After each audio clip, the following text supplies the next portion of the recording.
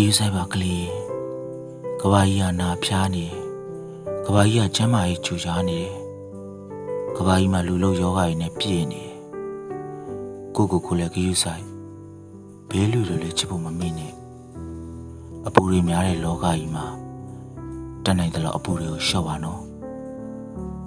ကျမ်းမာအောင်လည်းနေကျမ်းမာရေးလည်းကယူဆိုင်မကျမ်းမာရင်ကိုရင်မကကိုချစ်ရခင်ရသူတွေကိုပါဝန်ပိစေတယ်ကိုကြောင့်ဘေးလူတွေကိုဝန်မပိစေနဲ့ဘေးရဘူးတွေလည်းမယူမိအောင်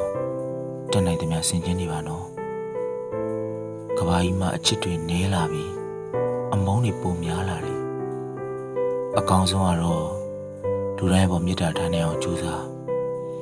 ဒါလည်းပြောလို့သလောက်အလုတ်ခတ်တာလားနော်တနိုင်တဲ့လောက်ကြိုးစားကြည့်ဖို့ကွာ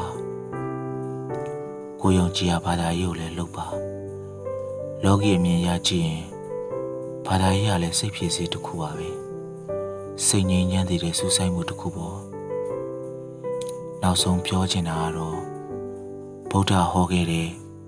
အပ္ပမဒတရားကိုဆွဲမြဲမှတ်တာမမေ့မလျော့တတိနဲ့နေတတ်အောင်ကြိုးစားအခုကဘာကြီးမှာဖြစ်နေတာတတိတစ်ချက်လွတ်တာနဲ့အမားတွေအများကြီးဖြစ်သွားတတ်တာပဲကိုရိုမိဘတွေအမြဲဆုံးမတဲ့စကားလေးလို့ပေါ့သွားတတိလာတတိစားတတိနဲ့နေပါနော်ကလေး